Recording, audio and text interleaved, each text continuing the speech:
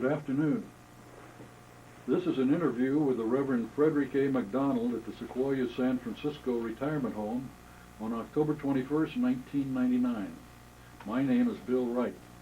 I'm a fellow resident at the Sequoias. Fred, who is an Episcopal priest, was an Army chaplain on the staff of General Omar Bradley in Europe during World War II.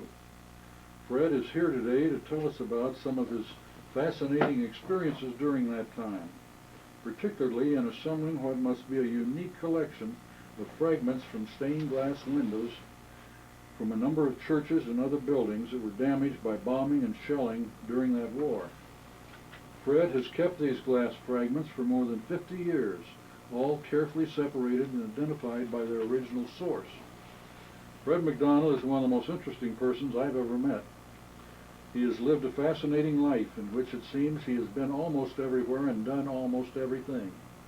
We are sitting in the living room of Fred's apartment here at the Sequoias. Fred, first tell us a bit about yourself before we start on the glass fragments collection itself. Where you were born, educated, how you became a priest, a chaplain, etc. Bill, I was born in Seattle, Washington. My father was apt to say, but the town is famous for other reasons. I went to public schools in Seattle and then to the University of Washington. So my university years were very much sort of a streetcar relationship to the university. However, I did take 1 year out of my university to go to France. And I spent a year studying in Paris and at the University of Grenoble. While I was overseas, I became interested in theology. And when I returned, I decided I wanted to go to a seminary of the Episcopal Church, which I did, to the General Theological Seminary, which is located in New York City. That's how I happened to, after a certain number of years, found myself encased in a round collar.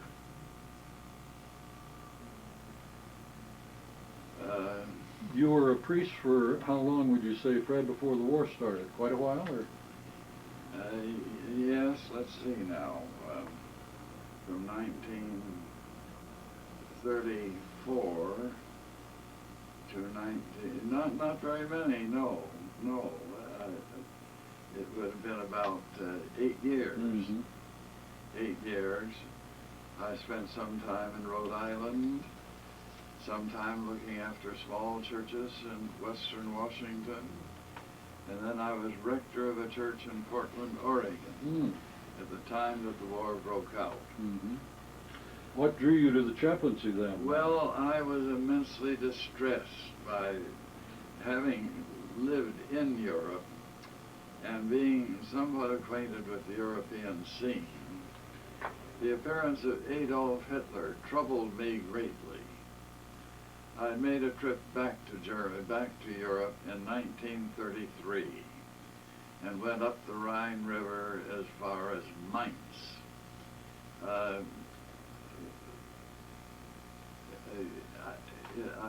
I must confess, and it's difficult for me to do so, that when I first arrived in Germany, I was tremendously impressed with what Hitler was doing for his country. The new spirit in the country in 1933 amongst the people who felt troubled and imposed upon ever since the Versailles Treaty.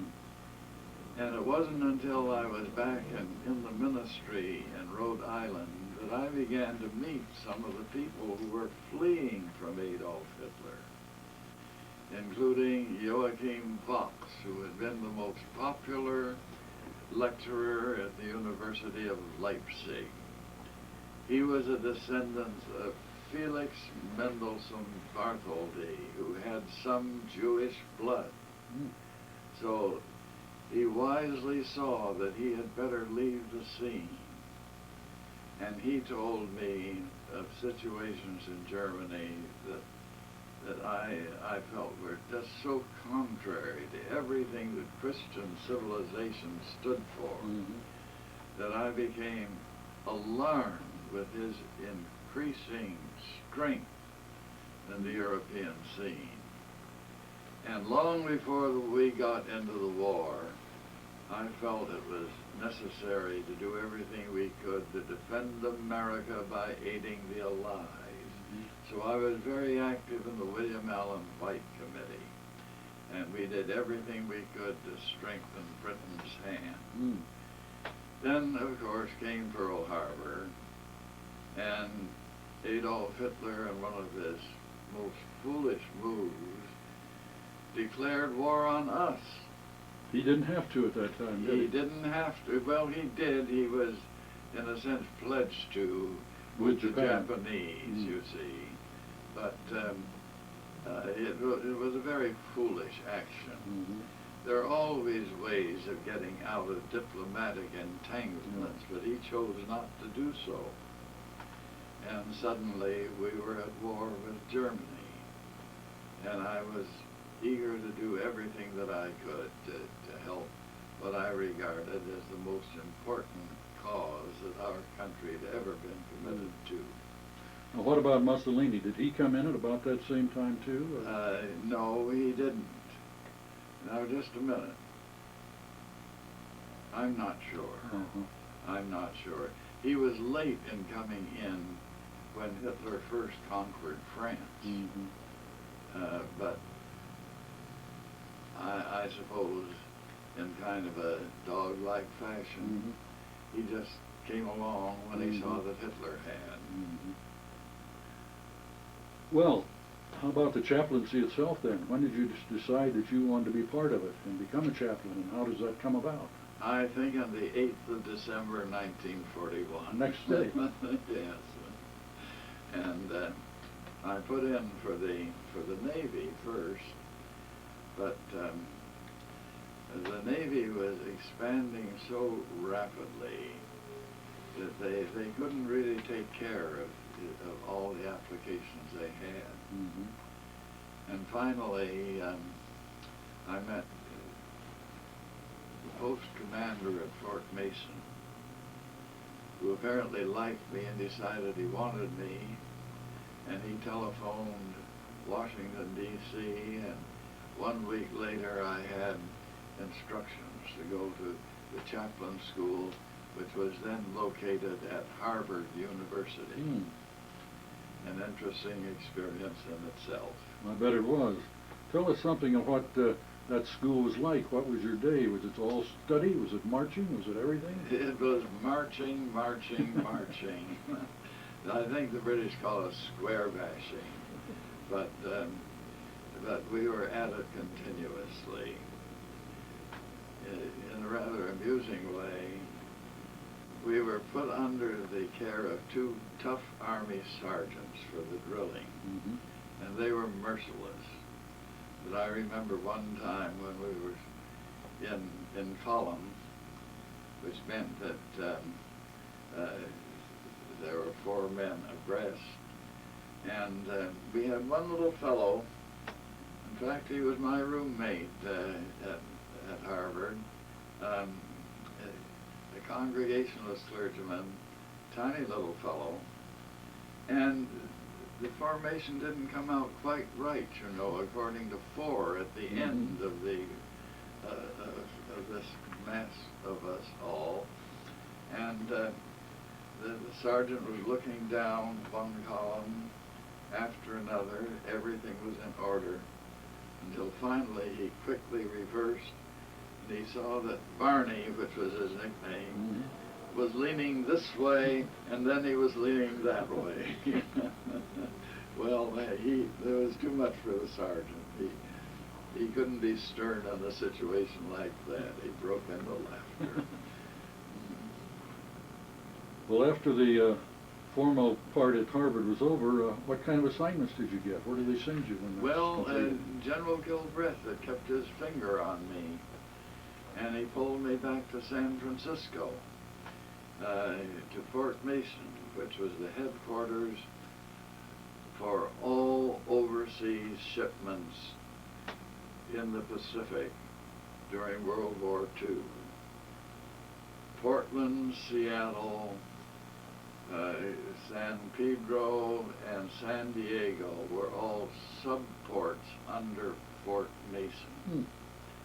And I was made the post chaplain, which meant responsibility for all those who were attached to General Gilchrist's headquarters. It was interesting. I was feeling my way into what it meant to be a chaplain, and he set me straight. In a private talk with him, he said, now I was very eager to have this chapel because I know that so many men in my profession are cynical. They know that we are trained to kill people, and for that reason they become rather hardened. And he said, your job is to be standing for the things of God before the people of this community. And I want you to know that when you are under the roof of your chapel, the ordinary requirements of the Army cease to exist. You're there to do your job. And he said, rank doesn't matter. And then he told me how he happened to get his chapel. So I told him about McCloy.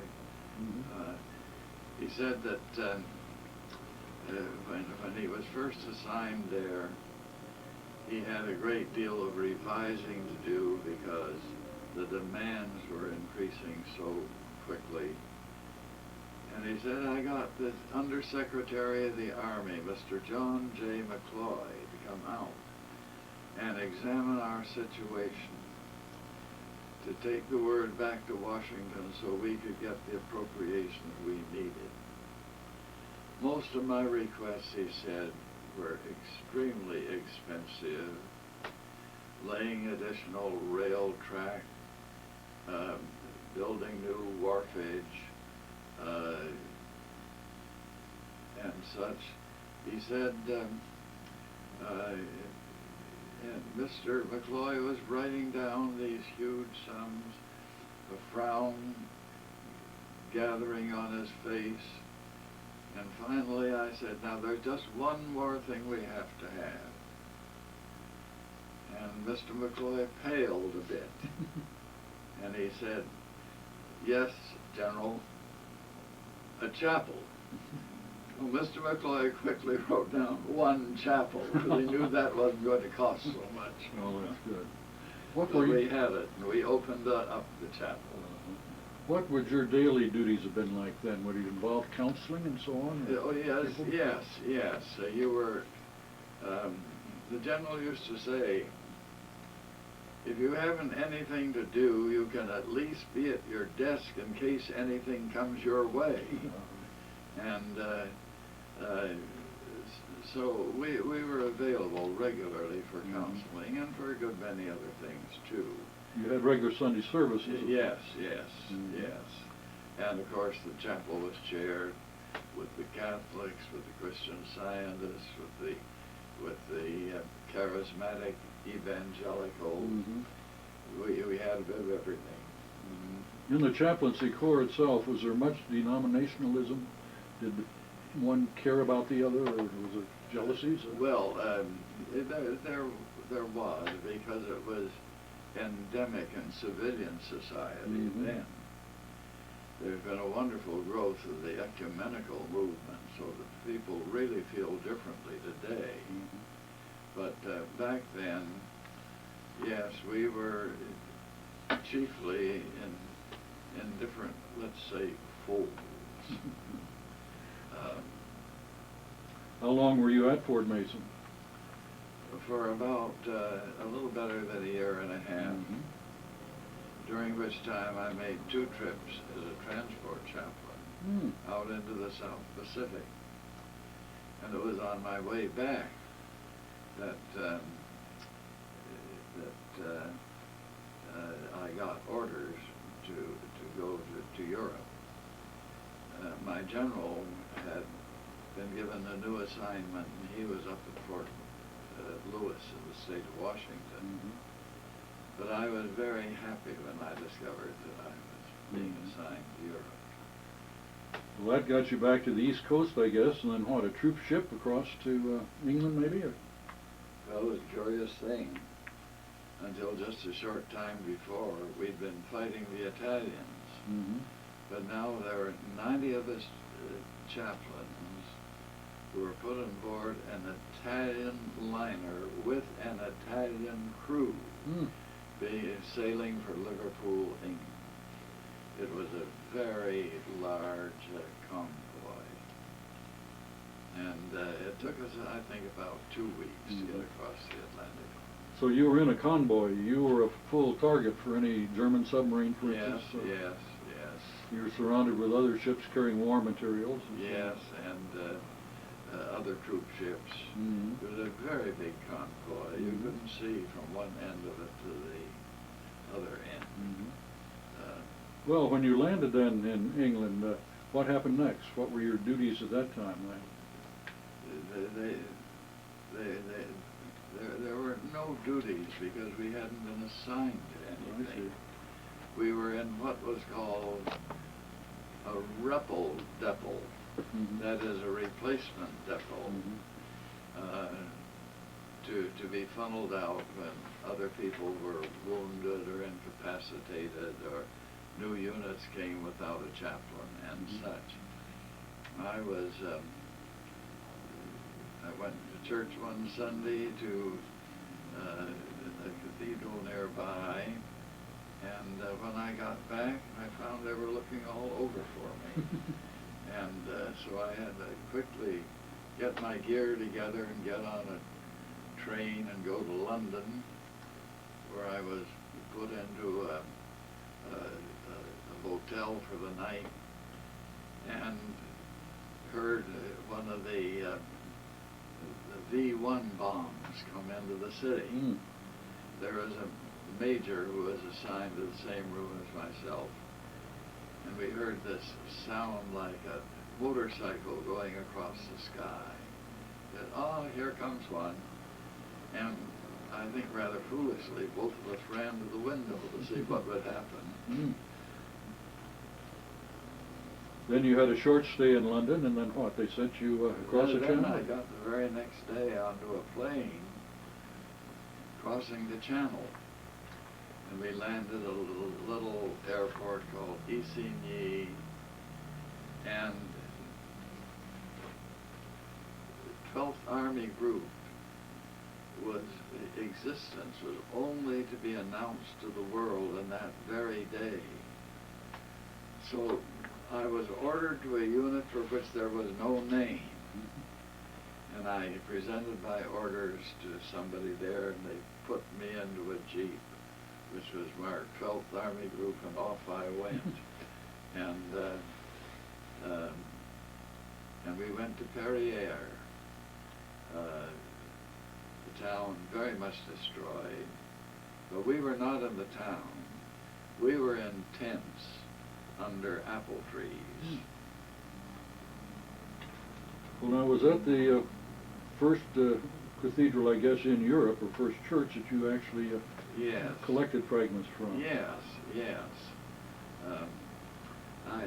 I had collected some fragments in Britain during the short time we were there. A group of us were bused to Coventry, which had been bombed. Now, these were bombs that angered the British people very much, because the targets seemed to be cultural targets. We had bombed, when I say we, the British and ourselves, had bombed Lübeck, which was a city of a very fine history and much German culture. And in turn, Marshal Goering sent his Luftwaffe against Coventry and destroyed the cathedral in Coventry. Mm. So wandering around the cathedral grounds there, it was very completely destroyed. I picked up some glass and thought, well, I'll just take this home with me. Mm-hmm. And that began what developed into a habit. Mm-hmm.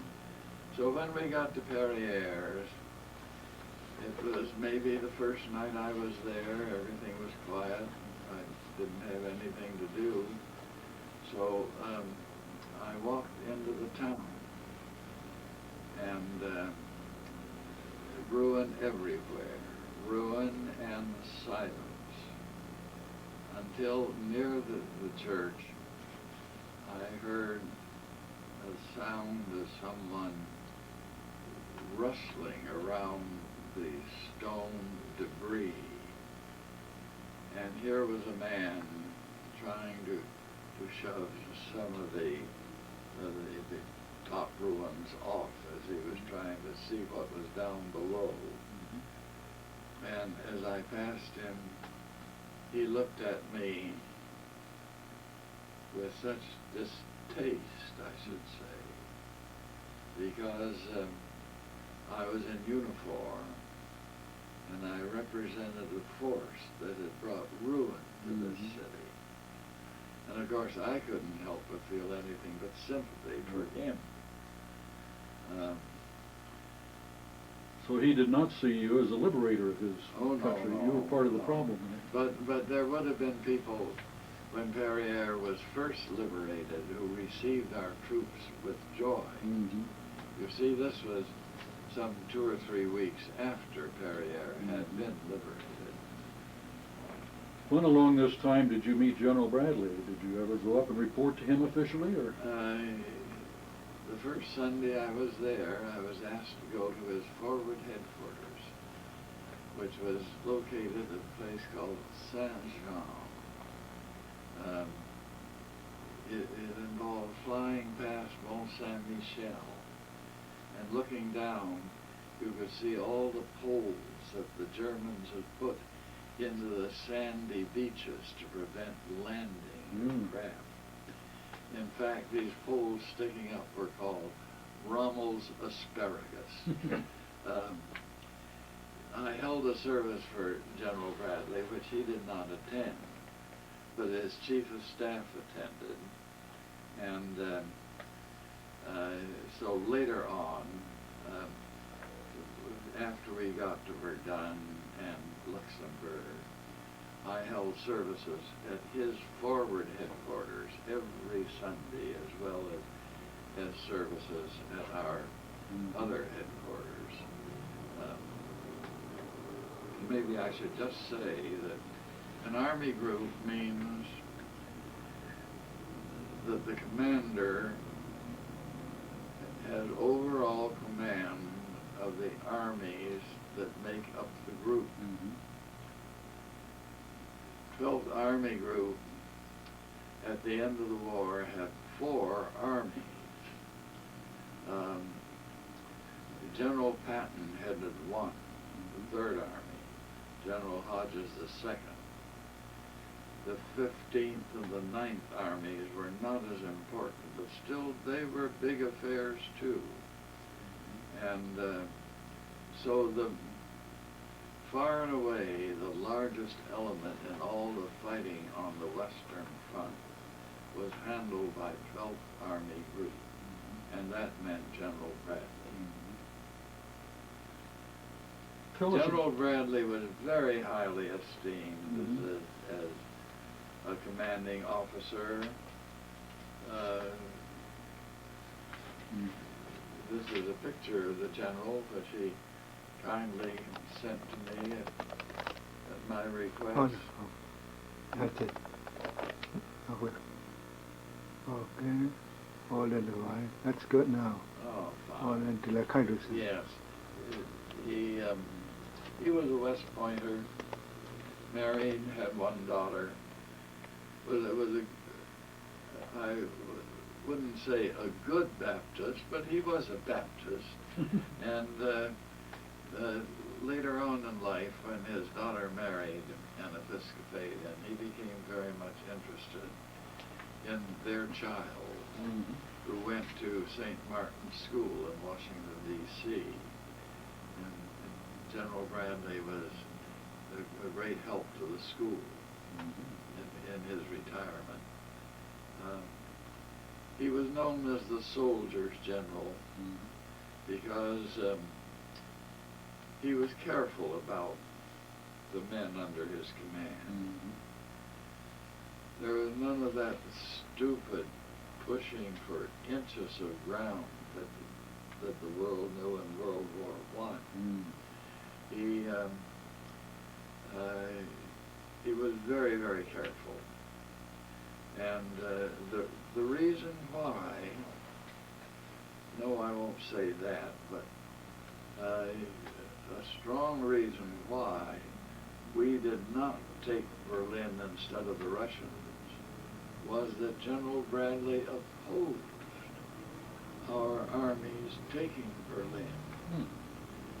At the time that the decision was made, we were 200 miles away from Berlin.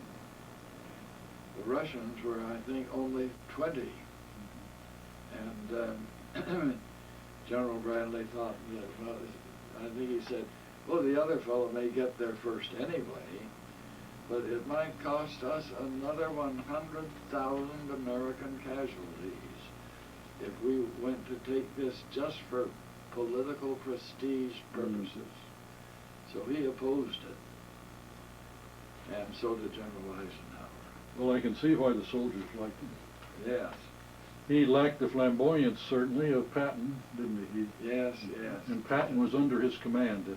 Was that a problem for him? Did he have to step on General Patton from time to time? We understood that he made it known in 3rd Army headquarters that nothing General Patton ever said was to be put into print until Bradley had seen it first. Well, that was Yes, funny. he did control him.